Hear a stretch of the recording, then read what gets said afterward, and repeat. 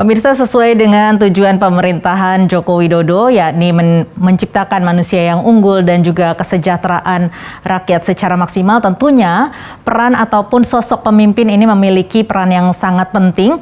Dan untuk dialog kita pada hari ini, saya ingin mengajak Anda untuk berbincang-bincang dengan salah satu sosok yang cukup fenomenal karena memiliki beragam terobosan-terobosan baru yang tentunya bisa dicontoh oleh daerah-daerah lain.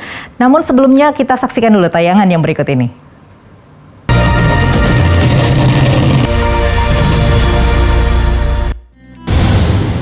Saya bersama Bapak Kepala Desa Sonopegel dan juga setahun lalu, tepatnya 17 Juli 2019, Bupati Novi Rahman Hidayat bersama Wakil Bupati Marhain Jumadi mengawali gerakan labelisasi rumah warga miskin penerima program PKH di Desa Bendolo, Kecamatan Sawahan, Kabupaten Nganjuk. Gerakan itu berlanjut ke seluruh desa di Nganjuk. Pemberian label keluarga miskin penerima PKH juga sebagai sarana kontrol masyarakat, di mana warga bisa melapor jika ada penerima PKH di desanya yang ternyata sudah mampu. Dengan demikian, pemberian bantuan PKH bisa dihentikan. Sukses dengan gerakan labelisasi rumah penerima PKH mendorong Bupati Novi untuk membenahi data kemiskinan. Bupati lulusan program pemantapan pimpinan daerah Lemhanas Angkatan ke-10 itu memerintahkan jajaran Dinas Sosial untuk memperbaiki data terpadu kesejahteraan sosial atau DTKS agar akurat. DTKS menjadi sumber data bagi pemberian program bantuan pemerintah termasuk program Keluarga Harapan atau PKH. Tidak hanya menyoroti keakuratan data bansos, Bupati Novi memerintahkan dilakukannya sinergi program pengentasan kemiskinan. Perintah Bupati selaras dengan kebijakan Menteri Sosial. Kementerian Sosial setiap tahun menetapkan DTKS. Penetapan DTKS dilakukan setelah pembaruan DTKS yang dilaksanakan oleh Dinas Sosial di seluruh Indonesia. Masyarakat harus aktif saat kegiatan verifikasi DTKS. Pasal 9 Undang-Undang Penanganan Fakir Miskin mengatur seorang fakir miskin yang belum terdata dapat secara aktif mendaftarkan diri kepada lurah atau kepala desa di tempat tinggalnya. Selanjutnya, lurah atau kepala desa wajib menyampaikan pendaftaran atau perubahan kepada bupati atau wali kota melalui camat. Ya, pemirsa, itulah tadi Novi Rahman Hidayat, Bupati Nganjuk, Jawa Timur. Nah, saat ini saya sudah bersama saya Mas Novi. Ini akrab disapa dengan Mas Novi. Selamat sore, Mas Novi. Selamat sore, Mbak. Iya, Mas Novi ini kalau mungkin pemirsa masih belum terlalu akrab ataupun terlalu mengenal Mas Novi, ini Mas Novi sebenarnya adalah seorang pengusaha begitu ya, memiliki 36 perusahaan dengan lebih dari 40.000 karyawan. Nah, ini mengapa sih kemudian berminat di bidang politik dan akhirnya menjadi bupati? Banyak memang yang bertanya demikian, Pak ya. Kenapa sudah menjadi pengusaha, nyaman, kok tiba-tiba ingin menjadi bupati? Iya. Apa sih yang dicari? Itu banyak tanya ke saya. Bagi saya, sesuatu hal yang saya pegang prinsip adalah dalam Islam disebutkan khairun nas anfa'uhum linnas. Jadilah orang yang sebaik-baik orang adalah yang bermanfaat untuk orang lain. Nah, saya ingin semata-mata bisa memajukan pemerintah wilayah Kabupaten Nganjuk. Saya lihat Kabupaten Nganjuk ini potensi. Saya lihat daerah Nganjuk ini betul-betul luar biasa. Apalagi sekarang dilalui tol. Nah, kalau saya berjalan waktu ini melihat Nganjuk belum ada perkembangan, ini jadikan saya gemes. Gemes sehingga dari situlah saya berniat betul-betul ingin memajukan Kabupaten Nganjuk dan ingin menjadikan diri saya ini lebih manfaat untuk warga masyarakat Kabupaten Nganjuk.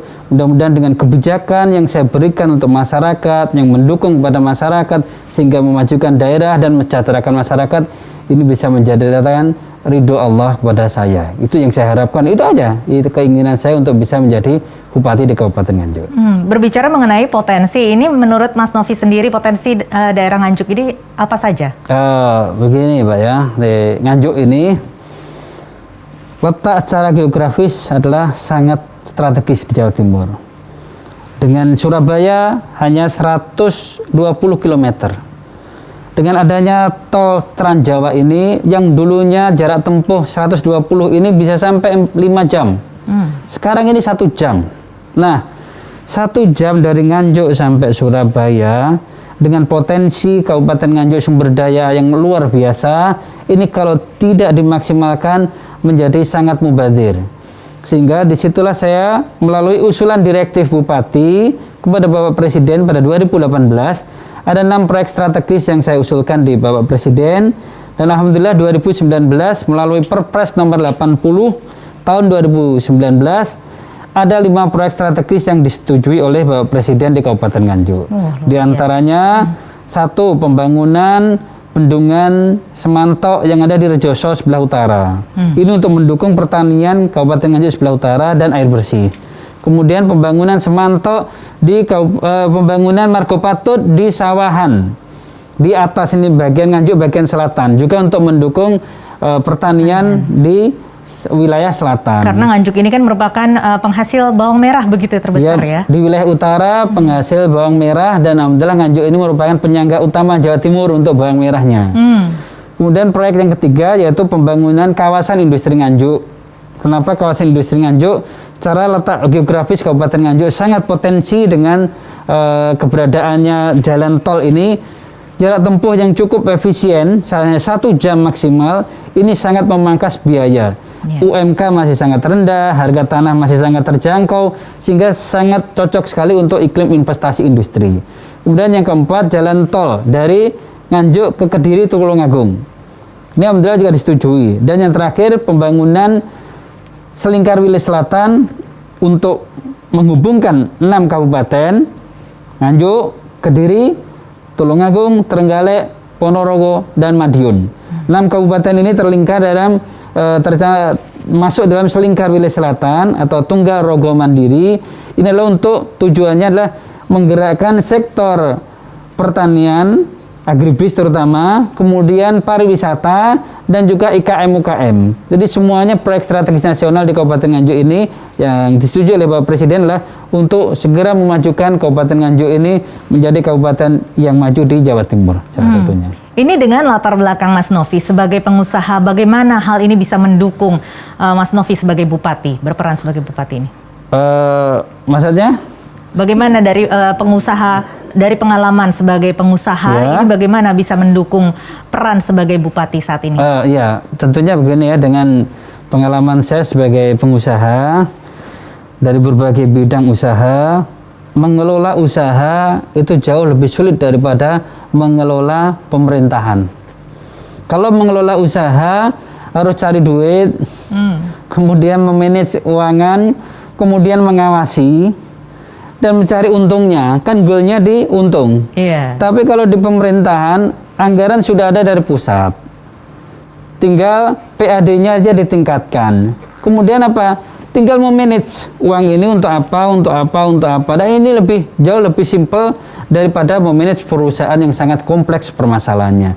Sehingga dari permasalahan kompleks perusahaan yang saya alami selama ini menjadikan pengalaman bagi saya untuk mengelola pemerintahan menjadi lebih maju lagi, lebih profesional, dan juga lebih efisien dan efektif dalam penggunaan anggarannya.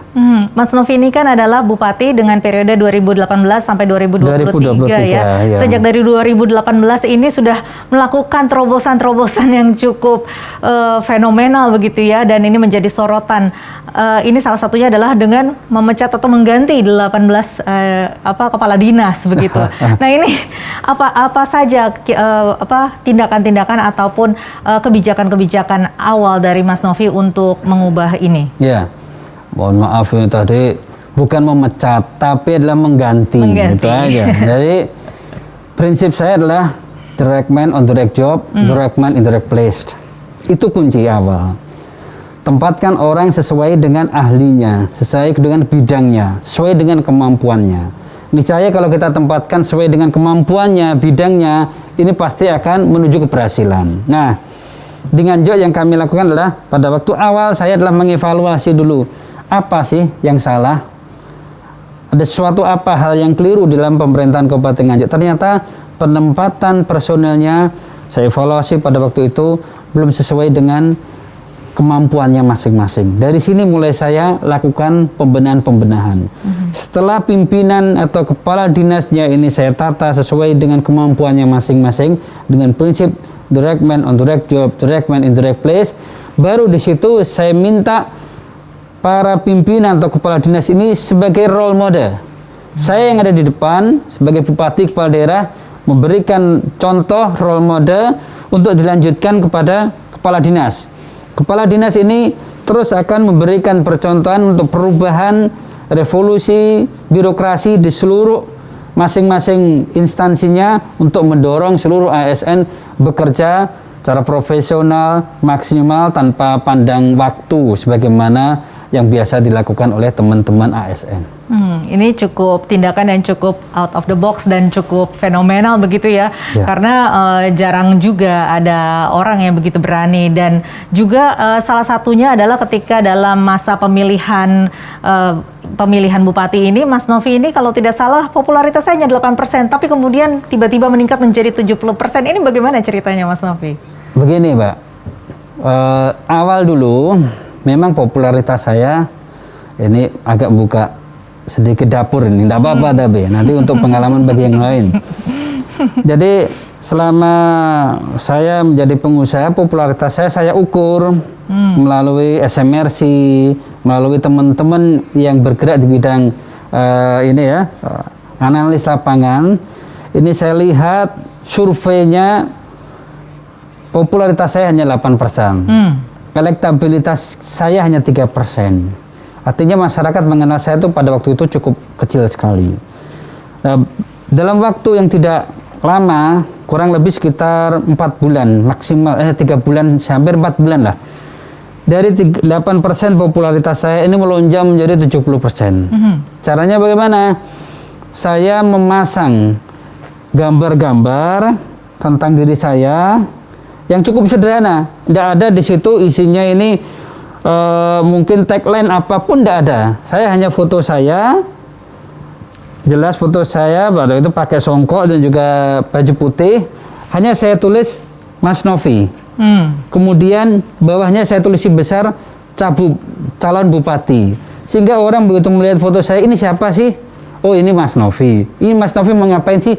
Calon bupati 2018-2023. Ini saya pasang di tempat-tempat strategis dan saya pasang di seluruh desa dan kecamatan yang ada di Kabupaten Nganjuk. Kalau nggak salah ada 7.800 titik saya pasang itu.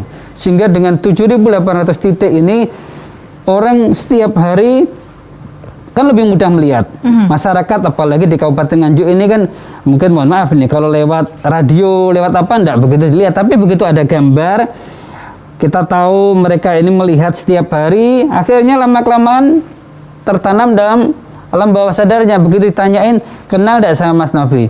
Tahu, siapa? Calon bupati. Nah itu dari situlah akhirnya popularitas saya melonjak 70% dan saya ikuti dengan kegiatan-kegiatan sosial lainnya seperti memberikan santunan kepada abang becak, memberikan santunan kepada anak yatim piatu dan santunan-santunan kepada masyarakat lainnya sehingga diikuti dengan elektabilitas saya kurang lebih sampai 58% dalam waktu 4 bulan.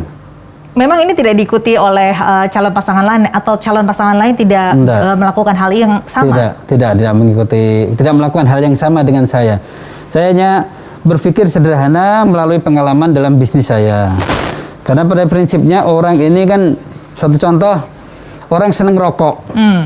Orang merokok milih Surya, sebenarnya bukan karena rasanya atau apa, tapi karena sering melihat, sehingga menjadi tertarik.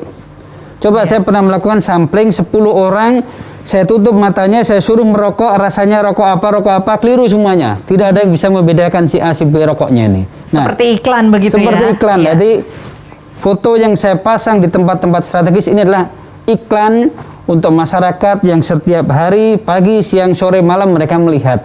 Sehingga begitu ditanya, tahu tentang Mas Novi? Tahu, dia akan menjawab itu. Baik, tentunya ini akan diikuti dengan juga beberapa rencana-rencana dan juga program-program untuk memajukan Nganjuk. Nanti kita akan bahas ini lebih jauh, Mas Novi, tetapi kita harus jeda dulu. Pemirsa, tetaplah bersama kami. Dialog Nusantara Petang masih akan kembali sesaat lagi.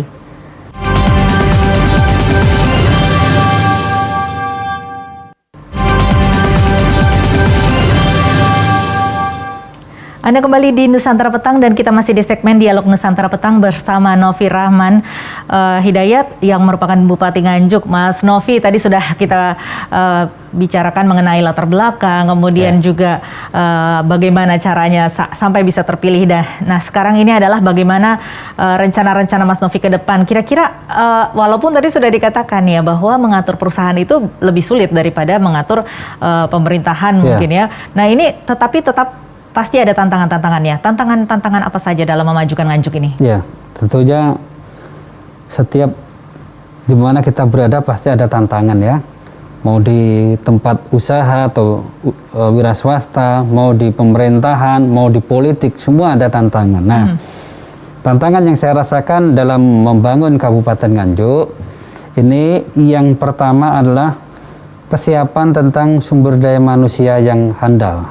Jadi di dalam internal pemerintahan yang menjadi permasalahan klasik dimanapun berada pemerintahan, mau itu di Nganjuk, mau itu dimanapun kabupaten, ini adalah masalah kaderisasi.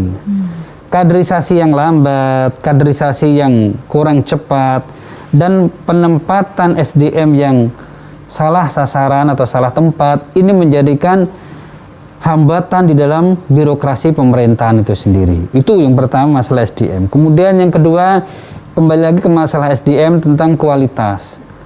Jadi dorongan kepada ASN yang dulunya mungkin kurang begitu didorong untuk bisa menjadi seorang pekerja yang profesional, ini membuat para pekerja ini malas.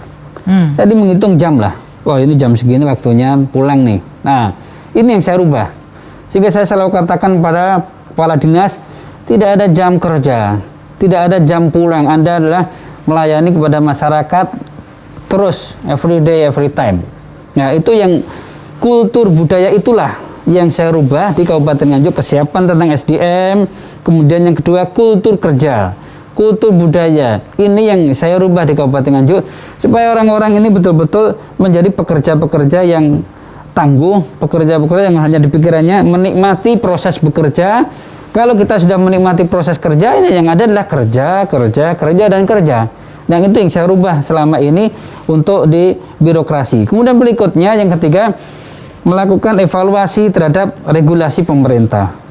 Tentunya aturan-aturan, mungkin peraturan bupati kita, mungkin perda dan aturan-aturan yang lainnya yang sekiranya itu memperlambat pelayanan kepada masyarakat, ini saya perbaiki semuanya sehingga pelayanan kepada masyarakat ini dengan cepat dan tepat. Itu yang saya inginkan untuk memberikan pelayanan kepada masyarakat Kabupaten Nganjuk. Baik itu proses perizinan untuk usaha maupun proses-proses yang lain juga kami benahi. Begitu juga kami saya menekankan kepada seluruh ASN, ini juga menjadi masalah klasik semuanya, bahwa di semua pemerintahan itu tidak memiliki base data. Base data ini atau bank data ini penting. Di dalam mengambil keputusan, di dalam membuat suatu kebijakan, ini kalau tidak ada data yang konkret, data yang siap, tidak akan bisa kita membuat kebijakan yang tepat sasaran. Nah, bank data ini saya tekankan kepada seluruh ASN, seluruh birokrasi bahwa seluruh ASN, seluruh instansi ini harus dibekali dengan bank data yang komplit sebagai dasar untuk membuat kebijakan pembangunan daerah Kabupaten Nganjuk. Baik, ini kita beralih ke topik yang sedikit ke politik begitu ya. Sebagai warga Nadiyin ini Mas Novi, menurut Anda politik itu penting atau tidak? Sangat penting sekali, karena ada falsafah bagi saya begini, seorang santri, seorang kiai itu harus peduli terhadap politik, harus tahu terhadap politik. Kalau sampai kiai, para santri ini cuek, tidak peduli terhadap politik, tidak peduli terhadap dinamika politik dan siapa calon pimpinan yang akan menjadi pimpinan di daerahnya, di provinsi maupun di Indonesia, tidak peduli, sudah cuek, maka jangan sampai menyalahkan kalau sampai pimpinannya nanti tidak peduli terhadap santri, kiai, dan lain sebagainya. Jadi prinsipnya harus peduli dan harus tahu terhadap politik. Penting bagi para kiai dan semua keluarga kaum Nahdiyin. satu lagi sebagai warga Nahdien ini menjadi kaya, itu penting atau tidak? Penting. Tangan di atas lebih baik daripada tangan di bawah. Pada waktu Rasulullah SAW hijrah dari Mekah ke Madinah, apa yang dilakukan pertama kali Rasulullah? Memerintahkan apa kepada para sahabat? Memerintahkan kepada Abdurrahman bin Auf, kemudian sahabat Umar, sahabat Utsman dan yang lain yang memiliki kemampuan bisnis, kuasai pasar dagang yang ada di Madinah. Karena dengan menguasai pasar dagang, perekonomian yang ada di Madinah, prinsip Nabi adalah apa? Bahwa kekurangan atau kemiskinan ini mendekatkan pada kekufuran. Itu yang dikhawatirkan Nabi. Makanya di sini saya menekankan, mungkin sudut pandang orang berbeda-beda, Mbak ya. Tapi bagi saya kaya adalah penting karena lebih bermanfaat, bisa memberikan bantuan kepada saudara. Dari yang terkecil aja. Perintah Allah apa? Ku anfusakum wa ahlikum naro. Jagalah dirimu dan keluargamu dari api neraka. Artinya kalau diri kita ini kaya, diri kita ini memiliki kelebihan, ini bisa membantu saudara kita supaya, mohon maaf, kalau kekurangan ada yang kita bantu sehingga tidak jadi mencuri, tidak jadi merampok, tidak jadi membuat kejahatan yang lain. Nah, inilah manfaat kaya itu lebih penting daripada, mohon maaf, kekurangan itu. Baik, ini Anda memasuki masa jabatan di tahun ketiga sampai di tahun 2023, Mas Novi. Nah, ini rencananya ke depan program-program yang menjadi terobosan-terobosan Mas Novi, rencananya apa lagi dan kemudian apa tujuan akhirnya? Baik, terima kasih Mbak ya. Apa program saya berikutnya? Program saya dari di Kabupaten Nganjuk ini, di dalam visi misi saya telah merumuskan Tricita Bakti, Mbak. Tricita Bakti ini artinya 3 cita-cita pengabdian kepada masyarakat. Yang pertama pembangunan infrastruktur. Kemudian yang kedua pembangunan sumber daya manusia yang unggul dan berkualitas. Dan yang ketiga adalah pembangunan kemandirian ekonomi daerah, ekonomi masyarakat. Nah, PR ini kan terus berkesinambungan. Tugas saya berikutnya adalah memastikan dan memantau, mengawal program apa yang telah saya siapkan ini berjalan dengan maksimal untuk kemaslahatan masyarakat. Itu yang saya lakukan untuk berjalannya waktu ini nanti. Ada 5 proyek strategis nasional tadi dan Tricita Bakti yang saya siapkan. Ini terus saya kawal sampai dengan apa yang saya inginkan untuk masyarakat ini bisa terwujud dengan baik. Ini rencananya 2023 sudah bisa terwujud semuanya? Insya Allah setidaknya. Karena ini butuh proses ya. PSN itu tidak hari ini direncanakan besok jadi enggak. Jadi hari ini direncanakan masih ada proses. Nah, kalau hitung-hitungan ini setidaknya ini hitungan estimasi saya 2025 akan selesai untuk wilayah Kabupaten Nganjuk. Yang artinya apa?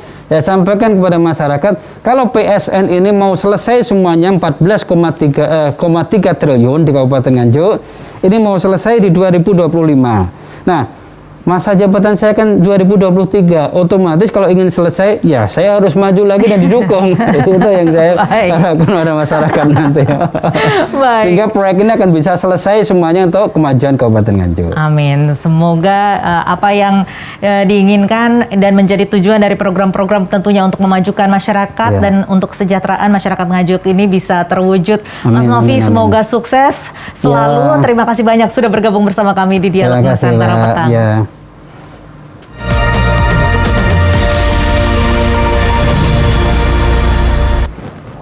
Pemirsa, demikian tadi bincang-bincang saya di dalam Dialog Nusantara Petang dengan Bupati Nganjuk Novi Rahman Hidayat, dan masih banyak informasi-informasi menarik terutama dari mancanegara usai jeda berikut ini. Untuk itu tetaplah bersama kami.